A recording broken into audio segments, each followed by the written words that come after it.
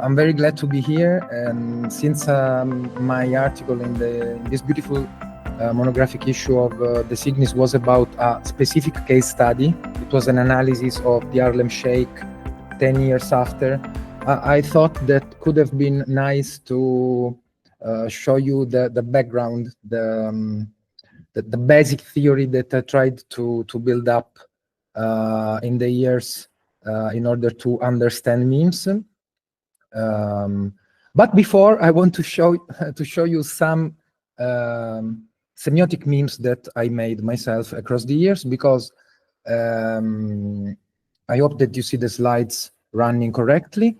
I had the pleasure and the honor to launch and to run the social media accounts of Lexia from 2012 to 2022. So a lot of things went on during these 10 years. Lexia started as a very strange kind of engagé tabloid in the 90s with a beautiful paper publication and a beautiful website, which was really ahead of its times. And this is something that Carlos knows perfectly because he was there in Turin in those years during the 90s. And then Lexia turned into an academic journal, but still in 2012, they had no social media accounts, and I created the social media accounts, mainly Facebook and YouTube and then Instagram.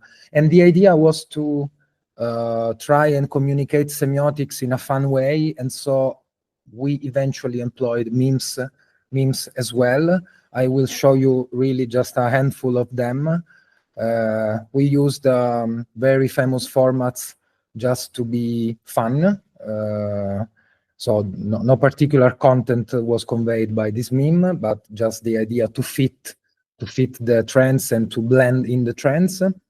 On the other hand, we tried to discuss philosophy, language philosophy, philosophy of language and semiotics, thanks to the memes. So in this case, we have the very famous women yelling at the cat, shutting down Wittgenstein, which is pretty funny for a guy studying semiotics and stuff like semiotics. Or I tried to invent templates myself. So this is a very famous cut from Eyes Wide Shut, which is focusing on the idea of the keyword, of the passcode to join the party. And in 2015, there was this kind of new wave in biosemiotics, and so Umwelt felt like a very fitting keyword.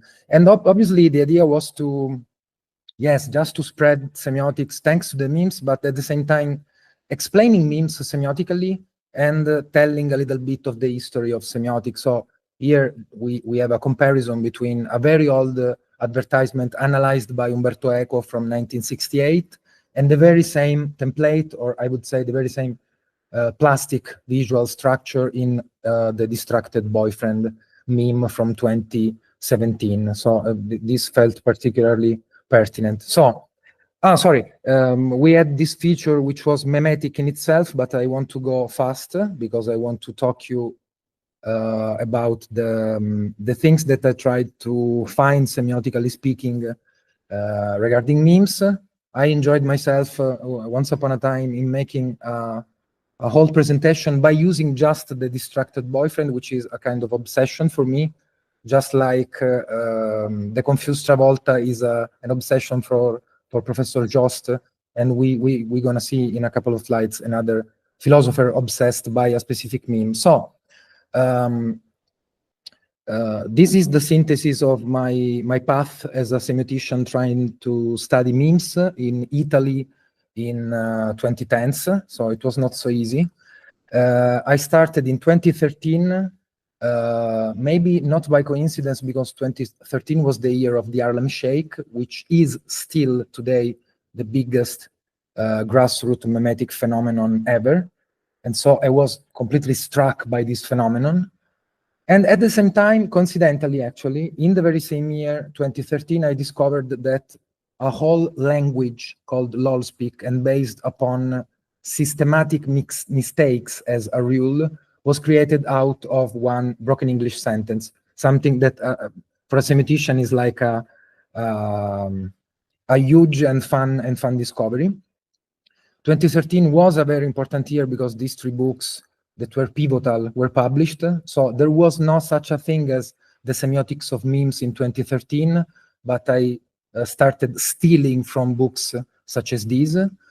I will go very fast on this part. The idea is that some people in the semiotic community were not so convinced that studying memes was a semiotic thing, that we were not entitled to study memes, and that the word meme in itself, obviously due to the Dawkinsian tradition, was a mistake. So it was a huge problem to affirm the legitimate study of memes in a semiotic perspective. So my point on memes, I really am interested in just the formal features of memes. So in a Hjelmslevian way, I'm interested just in the forms of expression and of the content. And I'm very interested in mainstream memes, so not in the political or artsy one.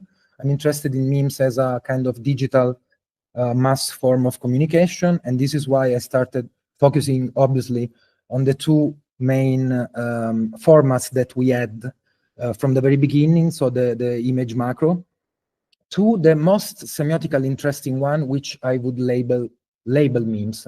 So something that is super semiotic at first glance, since we have the visualization of what an actant in the Gramscian sense is. Following Jenkins and Schiffman, I started concentrating on the idea of making a clear-cut separation between what is supposed to be viral and what is supposed to be meme. And this was not easy, because also scholars tried to generally overlap the two notions.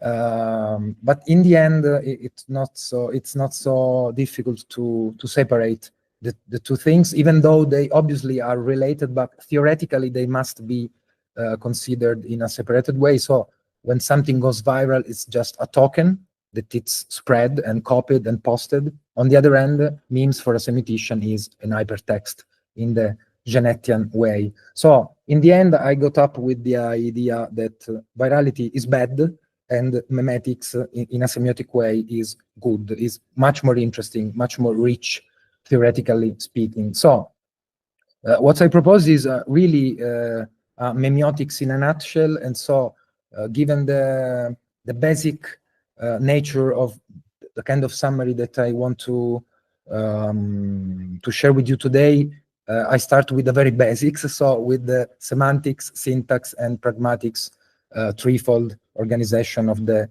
semiotic realm. And regarding the semantics, looking at memes from a long distance from the above, and obviously not considering the exceptions, the peculiarities, the strange cases, the oddities, most memes, all memes, I would say, are based upon a mistake in a very general notion, from the linguistic one to the visual one, the behavioral one, etc. Obviously, the heart, the core of the meme is the formula, what memers call template, as it's already been discussed tonight. And regarding the pragmatics, this is something that was pretty clear to me immediately. Memes are not so much into communicating something to somebody that needs this new information, but rather memes really focus on the fatigue component of communication. So on the contact component, on the confirmation component. Given the semantic nature of memes as a mistake, they are ugly. They are ugly on purpose most of the times. Obviously, they are fragmented. They are modular. They are made of clear sections that can be separated and reused and appropriated. And the pragmatics, yes, I cannot explain this thoroughly, but the idea is that memes have a kind of implicit or explicit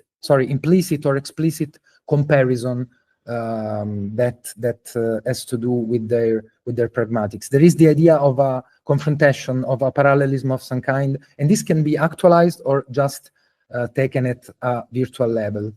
The semantic side of memes directly comes from things like Kilroy was here, that obviously precedes the memes. It's from the 40s. And the formula side of memes is preceded by things like what linguists call snow clones, such as keep calm and carry on. And the formula is the strongest part of memes. And thanks to the formula, we can make really elaborate but synthetic reasonings and discourses and stories told in a nutshell. So I will go a little bit faster now. I recovered from Northrop Frye, who was a kind of semiotician in the 50s, kind of theory, literary theorist, sorry. The idea of memetic, it doesn't speak about memetics, but it speaks about radicals, so memetic radicals. And obviously, there are three main ways according to which a meme can be created. Something that it's ready-made, it's already prone to become viral, for example. The core of the memetic semiotic functioning is the idea that they are remixes, they are hypertexts, obviously. And some meme scholars use the word symbiotic because they are parasitic in a certain way. And then obviously we have the memes based on the idea of remaking, so not transforming directly, but remaking something. For example, performative memes like, again, the Harlem Shake. Obviously, I'm not particularly interested in the original memetics that already was addressed at Dawkins and Douglas Hofstadter, and etc. But actually, they are right on a precise point, which is the idea that maybe, and I talk for myself as a semiotician, I was focusing on memes way too much as texts, but they underline the idea that memes are forms of thought.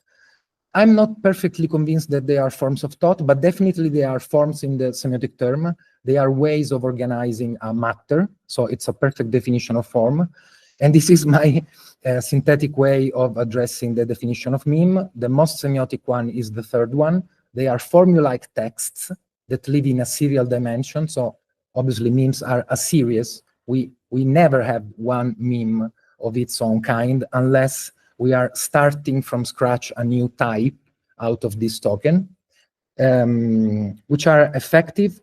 They are capable to be synthetic, and for this reason they are powerful. And they have this kind of comparison thing, which is actualized or virtualized. In the case of the expanding brain, it's obviously something that it's present, it's actualized. And to us, so memes are, as already addressed tonight, are perfectly fitting the program of research of a lot of semioticians, from Levi-Strauss and Jacobson to contemporary ones. And to a certain extent, they can be compared to idioms, to proverbs. They have this formulaic elan strength that make them very close to what a proverb or an idiom is. I've been over time since 3 minutes, and so I thank you very much for your attention and your patience. Thank you.